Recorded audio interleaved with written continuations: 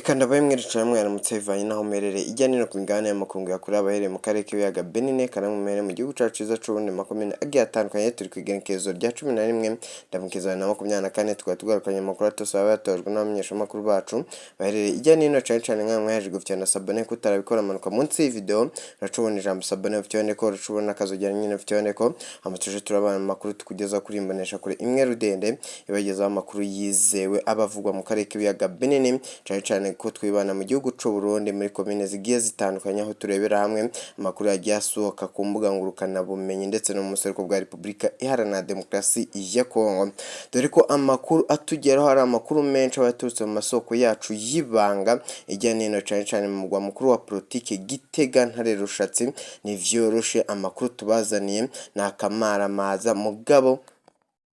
kora subscribe tujye twibanira mu makuru tubagezaho aho ahariho honyine wasanga amakuru yizewe abavuga ngaha mu gihugu c'u Burundi kandi amakuru ishibanga aho twibanda muri politique diplomacy ndetse n'umutekano mu karere k'ibiyaga Benine. Indi nyingo z'inyanza amakuru yacu araza kwibanda aho turaza kubabwira Gen PRIME NIYONGABO yandikiye akete umukuru w'igihugu c'u Burundi Gen Major Evariste Ndayishimiye ikubiyemo iki mugabo iteye ubwoba ivyo vyose uravyumva muri aya makuru ese iravuga kuki iravugwa ku Rwanda ndetse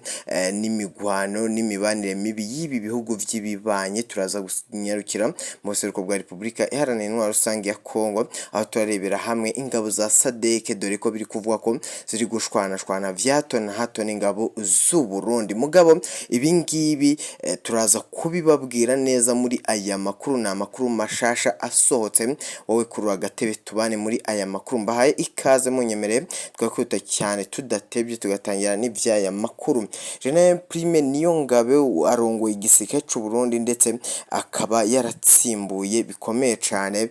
hariya muri Ntare Rushatsi abategetsi bagiye batandukanye mu kugira inama mukuru w'igihugu na makuru agenda atugeraho bivugwa yuko umukuru w'igihugu c'u Burundi Gen Major Evariste Ndayishimiye yumvikana bikomeye cyane n'umukuru w'igihugu cha Kongo. Ivyo ngivyo bigatiza umurindi igihugu c'u Burundi kuba bakwivanga muri iyi migwano. Amakuru ahari na yahe makuru Gen PRIME NIYONGABO mugabo yatumije ibikoresho bishasha migwanisho mugabo byo kuba bakwirinda umwanzi aho yaturuka hose atera igihugu c'u Burundi ariko muri ivyo bikoresho amafaranga bikavugwa ko ari guturuka mu musereko bwa Republika Iharanira Demokarasi ya Kongo. Iyi kete umukuru w'igihugu yayakiye Ntare Rushatsi ariko yateje ibibazo hano Ntare Rushatsi dore ko biri kuvuga ko Gen Major Evariste Ndayishimiye na Gen PRIME NIYONGABO batari kumvikana kuri iyi ngingo nubwo umukuru w'igihugu c'u Burundi Gen Major Evariste Ndayishimiye akunze kugenda agaragaza ko ukuboko kwe kw'iburyo ari Gen PRIME NIYONGABO ari umufasha mu kuba bareberera igihugu mu kuba barongora igisirikare bikomeye cyane no kuba bacyongerera ubushobozi ahangaha aravugwa umwuka mubi biravugwa ko Generali PRIME NIYONGABO nyuma yo kohereza ikete muri Ntare Rushatsi yohereje umukuru w'igihugu Gen Major Evariste Ndayishimiye yo kuba bagura ibikoresho vy'intambara ibingibi umukuru w'igihugu c'u Burundi yavyanze mugabo batekereje icyatumye avyanga ariko n'ubwumvikane bukeya biri kuvuga ko buri hagati yaba babiri dore ko aribo bari imbere mu kuba barongoye igihugu c'u Burundi. Gen PRIME NIYONGABO nyuma biravugwa yuko nyuma y'iyo kete yandikiye umukuru w'igihugu c'u Burundi yaje kwandika indikete ivuga yuko ubugambanyi buri gukorwa ngaha mu gihugu c'u Burundi cane Ntare Rushatsi bukomeye cyane nubwo umukuru w'igihugu c'u Burundi akomeza kugenda ashinja Gen PRIME NIYONGABO kuba ari gukorana ubugambanyi bukomeye cyane n'igihugu cy'u Rwanda. Ivyo ngivyo na makuru akomeye tubifiseho usibye kugenda tuyatohoza mugabo tugenda tuyazanira abanywanyi bacu gusa amakuru ariho nuko umukuru w'igihugu c'u Burundi atari kwizera umukuru w'ingabo ari urongoye igisirikare c'u Burundi Gen PRIME NIYONGABO bivanye nuko Gen PRIME NIYONGABO yango yamusabye kuba bagura ibikoresho vy'intambara ibigwanisho byo kuba barinda igihugu. Ese ibi bintu kuki birimo urujijo nago bamwe bari kwibaza icyatuma abangaba batumvikana ku bigwanisho bigiye kugugwa ngaha mu gihugu c'u Burundi gusa iyo ikete irimo amagambo aka vyakakaye cane mugabo dore ko abangaba batangiye gushwana bivanye nuko umukuru w'igihugu c'u Burundi Gen Major Evariste Ndayishimiye ngakomeje kuba ngo yanyereza amafaranga ari kuva mu buseruko bwa Repubulika Iharanira Demokarasi ya Kongo, dore ko igihugu c'u Burundi n'igihugu cya Repubulika Iharanira Rusange ya Kongo cyakomeje kugirana amasezerano n'iki gihugu bivanye mu vya gisirikare, bivanye nuko igisirikare c'u Burundi gikomeza kohereza abasirikare mu buseruko bwa Repubulika Iharanira Rusange ya Kongo no mu buryo bw'ibanga. Nubwo Gen Prime Niyongabo yagiye agaragaza muri iyi kete avuga yuko ibingibi umukuru w'igihugu c'u Burundi ari gukora vyo gukomeza kohereza abasirikare mu buryo bw'ibanga mu buseruko bwa Repubulika Iharanira Demokarasi ya Kongo mu kujya guhangana n'umuhari wa M23. Ibingibi Gen Prime Niyongabo yabihakanye yivuye inyuma, navuga ko ndetse bidakwiye, agaragariza umukuru w'igihugu yuko nibakomeza gutakaza ingabo mu buseruko bwa Repubulika Iharanira Demokarasi ya Kongo ibingibi bizagira ingaruka ku gihugu c'u Burundi. Nubwo Gen Prime Niyongabo yavuze ivyo ngibyo, biragaragara neza ko bitaguye neza umukuru w'igihugu c'u Burundi mugabo yahise asubiza ku rubuga rwe rwa X, asubiza uyu nguyu yandikira Gen Prime Niyongabo avuga yuko ibingibi bitamuraba ndetse ari inshingano z'umukuru w'igihugu kureberera igihugu kuba yagiteza imbere. Umukuru w'igihugu ubwo yabazwaga n'abanyamakuru bagiye batandukanye bamubaza ibibazo ku ngabo ziri kwerekera mu buseruko bwa Repubulika Iharanira Demokarasi ya Kongo, yashubije ko ari ubunywanyi igihugu c'u Burundi gifitanye n'igihugu ca Kongo, nubwo bamwe bagaragaza ko amafaranga ariyo ari kurondera ari kwerekera mu mufuko umukuru w'igihugu Gen Major Evariste Ndayishimiye. Ibi bikaba byababaje Gen Prime Niyongabo ndetse yuko batari kumvikana, nubwo umukuru w'igihugu avuga akoresheje ubwenge bukomeye cyane ubwo asubiza itangazamakuru aho garagaza ku mukuru w'igisirikare c'u Burundi Gen Major Prime Niyongabo agaragaza ko babanye neza mugabo hari bamwe bagiye bavuga yuko umwuka mubi umeze nabi ngaha kuri aba babiri, bakibaza bati ese byaba vyerekera uyu mukuru w'igihugu c'u Burundi ashwanye n'urongoye igisirikare, ibingibi bikaba byahita bihungabanya igihugu. Munyemerere twihuse cyane ivyo ngibyo turakomeza kugenda tubikurikirana, nubwo mugabo tutabashije kumenya amagambo yose ari muri kete, ni amakuru yacu n'amasoko yacu y'ibanga atugezaho ivyayo makuru, ndetse banatwijeje ko mu kanya gatoya baraba bamenye vyose ibiri muri iyo kete, nuko tubaye tubagijaho amakuru ari kuvugwa ngaha mu gihugu c'u Burundi mugabo dore ko bitifashe neza, tukaba turakomeza gukurikirana n'amakuru ari kuvugwa ngaha Ntare rushatse uko kutumvikana uyu mwuka mubi izo ngabo bari gupfa zerekeye mu buseruko bwa Repubulika muri Repubulika Iharanira Rusange ya Kongo. Ivyo byose tukaba turabikurikirana 5/5. Munyemerere twihuse cyane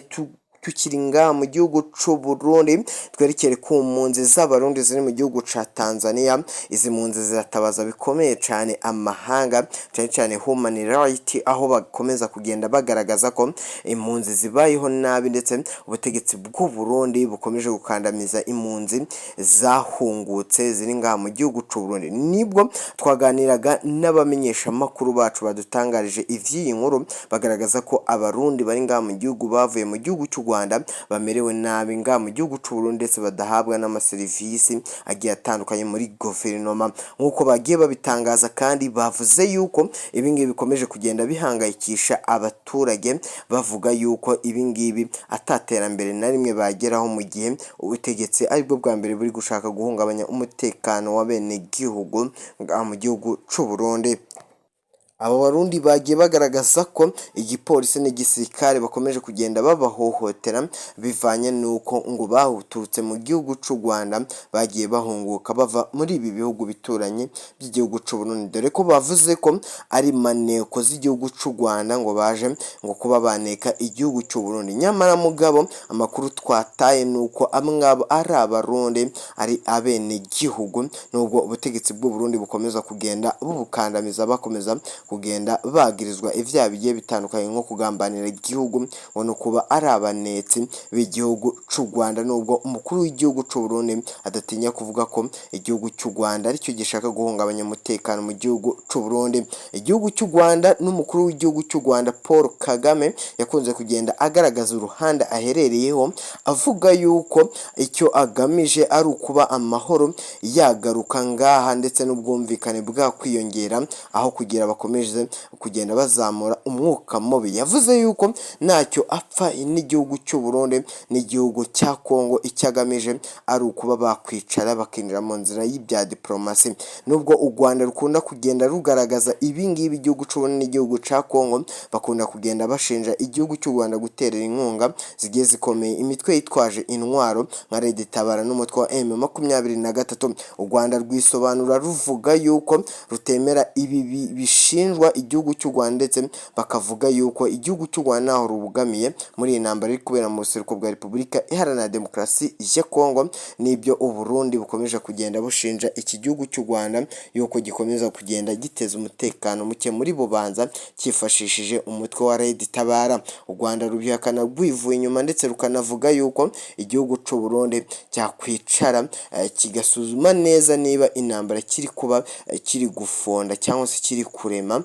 n'umwuka mubi uri hagati y'ibi bihugu. U Rwanda rukavuga ko rero atari ngombwa, ahubwo icyo rushaka ari amahoro mu karere k'ibiyaga binini ndetse no muri Afurika hose. Munyemerere twihuse cyane twerekere mu buseruko bwa Repubulika Iharanira Demokarasi ya Kongo, naho nubwo hari amakuru menshi ari kugenda turuka ku mirongo y'urugamba, aho umutwe wa M23 wanganye n'igisirikare cya leta FARDC. Ahangaha bimaze iminsi bivugwa yuko igisirikare cya leta FARDC gihanganye bikomeye cyane n'ingabo za M23 zimaze kumenywa ku kazina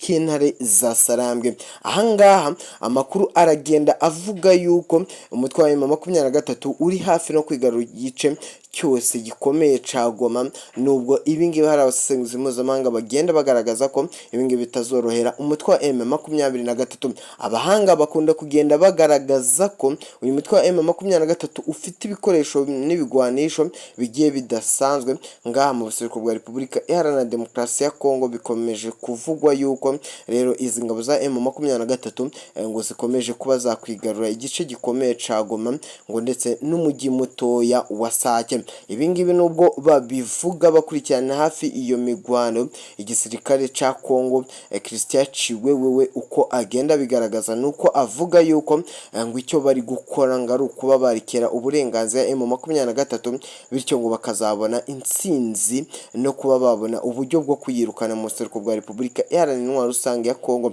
Nubwo ivyo babivuga, baravuga yuko umutwe wa M23 ukomeje kubaka ibigwi, ukomeje kwerekana ubushobozi n'ubukaka uyu mutwe ufite ngaha mu buseruko bwa Repubulika Iharanira Demokarasi ya Kongo. Nubwo bakunda kugenda bagaragaza ko igice cya Sake cyose ngo umutwe wa M23 ukomeje kukigarurira, ibingibi nubwo Repubulika Iharanira Intwaro Rusange ya Kongo ikomeza kugenda ibihakana, ikavuga yuko igisirikare cyabo aricyo FARDC ngo kirinze igihugu bikomeye cyane. Nubwo Antoine Felix Tshisekedi Chilombo, perezida w'iki gihugu, akomeza kugenda yizeza abaturage ba Kongo yuko nganga azatsinda umutwe wa M23 uyu munsi. Noneho umutwe wa M23 washimangiye amakuru akomeye cyane, unavuga yuko byoroshye cyane kuba wafata umujyi wa Goma bakaba bawigarura mu minota mikeya cyane. Ibingibi byavuzwe na Lawrence Kanyuka ubwo yabivugaga igihe yaganiraga n'ibinyamakuru bigiye bitandukanye nka Maisha DRC Congo n'ibindi binyamakuru nka za Radio Okapi. Nubwo ibingibi bikomeje kugenda bivugwa mu buseruko bwa Repubulika Iharanira Demokarasi ya Kongo, hariyo amakuru agiye akomeye cyane biri kuvuga ko leta y'u Rwanda iri kujyana ibiganiro bikomeye cyane na South Africa. Cyril Ramaphosa, perezida w'iki gihugu, ubwo bari gushaka kuzahura umubano hagati y'ibi bihugu, hagati y'igihugu cya South Africa Afrika n'igihugu cy'u Rwanda. Ibi ngibi nubwo hari situation hagati y'ibi bihugu bibiri byo gushaka kuzamura umubano w'ibi bihugu, nubwo kandi bizwi neza ko SADC iri guturuka mu buseruko bwa Repubulika Iharanira Demokarasi ya Kongo yataka umutwe wa M23. Ibi ngibi nibyo biri guteza umwuka mubi nga hagati y'igihugu cya South Africa n'igihugu cy'u Rwanda. Nubwo ibihugu byombi bigaragaza kuba bishaka kuzahura umubano hagati y'ibi bihugu, ariko hari andi makuru avuga yuko bitazigera bikunda kubera ko South Africa ifite abasirikari bari gufasha Antoine Felix Tshisekedi mu kuba bakwirukana uyu mutwe wa M23. Ibi ngibi nubwo bikomeza kugenda bivugwa cyane, hari amakuru agenda agaragaza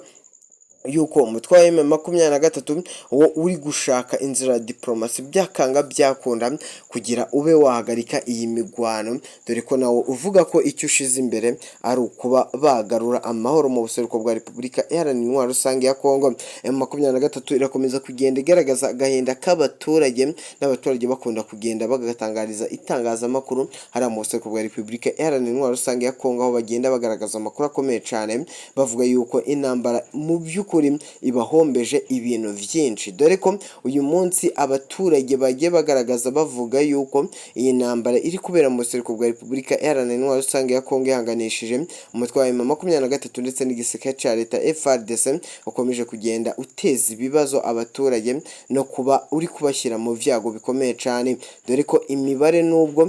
itabaruwe neza mugabo bagaragaje ko imibare y'abakomeje kugwa muri iyi migwano, abaturage ba Repubulika Iharanira Intwaro Rusange ya Kongo bakomeje kugenda bagwa muri iyi migwano ari benshi cyane, nubwo Antoine Felix Tshisekedi akunda kugenda abihagana, avuga yuko nubwo abaturage ngo bari kugwa muri iyi migwano ngo ari M23 ibica, mugabo ni amakuru ari kugenda asohoka ndetse n'amakuru ababaje cyane, aho ahangaha aho gukemura ibibazo bibahanganishije bo ubwabo bari kugenda baterana amagambo. Ibi ngibi bigakomeza kugenda byongera ubukaka bw'intambara, bugakomeza kugenda buteza ibibazo abene gihugu ba Repubulika Iharanira Rusange ya Kongo. Ahangaha societe civile hano muri Repubulika Iharanira Rusange ya Kongo bakunda kugenda bagaragaza amakuru akomeye cyane bavuga yuko abaturage bakomeje kuvanwa mu byabo n'intambara iri kubera mu buseruko bwa Repubulika Iharanira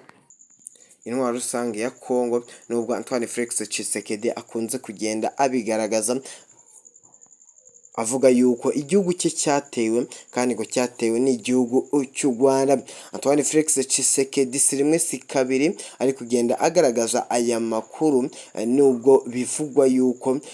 rwose Amerika n'ibindi bihugu bigiye bikomeye hano mu Burayi nk'Ubufaransa bikomeza kugenda bisaba Antoine Felix Tshisekedi kuba yakemura ikibazo kiri mu burasirazuba bwa Kongo, aho bavuga yuko yakwinjira mu biganiro n'uyu mutwe wa M23. Antoine Felix Tshisekedi yahakanye yivuye inyuma iby'aya makuru, anavuga yuko ndetse atazigera agirana ibiganiro n'uyu mutwe wa M23. Ejo bundi mu minsi yaheze nibwo hamenyekanye amakuru akomeye cyane Antoine Felix Tshisekedi yivuguruje ku byo yari yatangaje, dore ko mugabo mubizi ko yari yaravuze ko u Rwanda azarutera mu masaha 48 yonyine yabafashe Kigali. Ibi ngibi yabivuze igihe yiyamamariza Bukavu kuri manda ye ya kabiri, ndetse yizeza abakongomani ko natogwa bakamugira icyizere azahita ashoza intambara ikomeye cyane ku gihugu cy'u Rwanda, aho yanavuze yuko ngo atazigera ajyana ibiganiro na Paul Kagame. None mu minsi iheze yarivuguruje mugabo ibintu benshi batavugaho rumwe, bibaza politike Antoine Felix Tshisekedi yaba ari gukina hari mu buseruko bwa Repubulika Iharanira Intwaro Rusange ya Kongo no muri Kongo muri rusange, bakavuga yuko ngo yavuze yuko noneho yagirana ibiganiro na Paul Kagame, nyakubahwa Paul Kagame w'igihugu cy'u Rwanda, ngo atabijyana n'umutwe wa M23. Benshi bagakomeza kwibaza Antoine Felix Tshisekedi ukomeje guhubuka mu magambo bikomeye cyane agamije iki, kwivuguruza agamije iki? Ariko abasesenguzi mpuzamahanga mu bya politike n'abakurikirana hafi politike Antoine Felix Tshisekedi bavuga yuko irangwa no guhubuka bikomeye cyane no kuba kuba yavuga ibitavugwa dore ko akomeza kugenda abiburwango ahangaha hagati y'ibihugu byombi ari nako akomeza gutuma igihugu cy'u Burundi kiyobowe na Ntare